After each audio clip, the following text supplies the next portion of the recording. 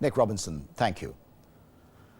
At the scenes of this morning's bombings, there is now quietness, where this morning there was killing and chaos. But for the police, the work goes on long into the night. The arc lights are trained on the wreckage of that bus at Tavistock Square, near Russell Square, where 2 people lost their lives. Screens are now being put around it. The forensic teams in their white boiler suits are still examining the bus in the foreground. The traffic lights are still shining, almost as though nothing happened. And across the city, this is the entrance now to Aldgate Station. 7 people on the train from there to Liverpool Street were killed today. The flashing lights of the emergency vehicles show the work going on, again, long into the night. Today's bomb blasts also had, not surprisingly, a serious impact on the city's financial markets, which suffered their biggest one-day fall in almost a year. The FT 100 share index ended the day down 71 points at 5,158. That wiped £17 billion off the value of the UK's top 100 companies. In New York tonight, the Dow Jones closed up 31 points at 10,302 after initially falling on the news of the attacks. Sterling sank to a 19-month low against the dollar, and it stayed there.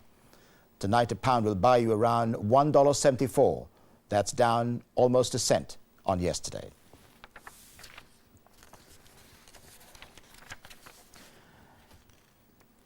It's time now for a look at tomorrow's newspapers and see how they have covered the bombings. The Guardian calls it London's Day of Terror.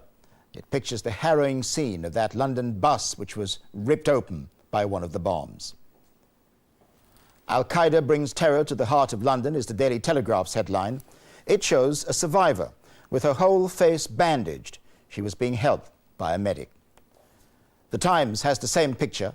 Like 9/11, it calls today 7/7, the date being the 7th of July, the 7th month. It claims that tube users now face having to use body scanners in an attempt to increase security on the underground. Terror comes to London, says The Independent. It has a picture of a survivor of the bus bombing being helped from the wreckage. Bomb victims' horror mask is how the Express describes the picture. It quotes a survivor of one of the underground bombs as saying, "It was a scene from hell. God knows how many people died down there." The Daily Mail has a full-page picture of the bombed bus with today's date under that picture. It says the atrocity is England's worst ever terrorist outrage. The Daily Mirror has a haunting picture of one of the mangled underground carriages, along with some of its survivors. It says, "Bloody but unbowed." "Our spirit will never be broken" is the Sun's headline. Its picture is of that London bus, and it claims that 53 people died in the terror attacks. That's substantially higher than we reported earlier. And the Financial Times claims that Tony Blair is blaming Islamic terrorists for the attacks on London.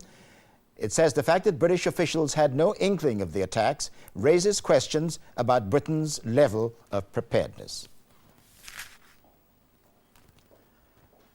Terrorism, well-planned and deadly, came to London today. It wasn't on the scale of New York's 9/11, but the date, the 7th of the 7th, will be remembered as London's darkest day at the hands of the terrorists.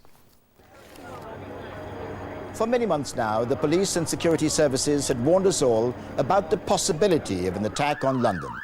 We were asked to be vigilant, and we were. But after a while, our natural optimism took over, even in the face of the depressing inevitability of terror's far-reaching grasp. And so when the terrorists struck at the peak of the morning rush hour and at the heart of the city's transport system, it was as shocking and horrifying as the bombers intended. They had, after all, given no warning. So much smoke, and people panicking, and then people started to calm down. People wanted to get to the back of the train away from the danger area, but there was nowhere for them to go.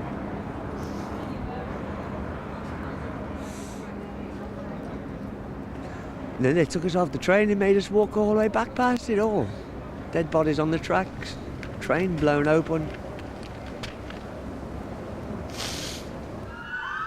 In the space of only a few minutes, dozens of people were dead. Countless more were injured, burned, maimed and blinded. People going about their ordinary lives, victims of extraordinary barbarity. A capital city in this way of life had been attacked. Yesterday's good-natured celebrations after London had been awarded the Olympic Games in 2012 were replaced now by anxiety and fear. Tonight, as people struggle home by whatever means they can, they'll be more alive than ever to the stark reality of the threat we all now face. But this is a robust city, shaped by rugged tradition and steeped in a proud history. Breaking its will not be easy. The German bombers tried it in the last despairing years of the Second World War. London was attacked repeatedly, and the city paid a terrible price in loss of life and massive destruction. Many years later, it faced up to the almost constant threat of IRA bombs. Again, people lost their lives, and many attacks were aimed significantly at those London centres of commerce and influence, so envied in so many other parts of the world. But those attacks failed too. And if the people of this city have their way, the bombers will fail again. And although perhaps a little battered and bruised tonight, that London spirit, resolute and indomitable, will very quickly reassert itself. And I'd just like to remind you that one of the tomorrow morning's papers is reporting that the figure of those who lost their lives in today's attacks on London is now 53. It stands at 53. That's what's been reported in tomorrow's Sun newspaper. And just remember a reminder of the FT 100 share index closing tonight, ending the day down 71 points at 5,158.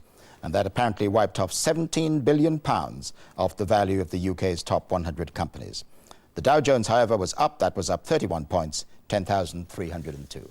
And that's where we end tonight. There'll be a special ITV News programme tomorrow morning, starting at 9:25 after GMTV. In the meantime, coverage of the London bombings continue all through the night. This is ITV1, and due to today's events in London, our scheduled programme, Raghi Omar's Tsunami Journey, will now be shown on Thursday the 28th of July.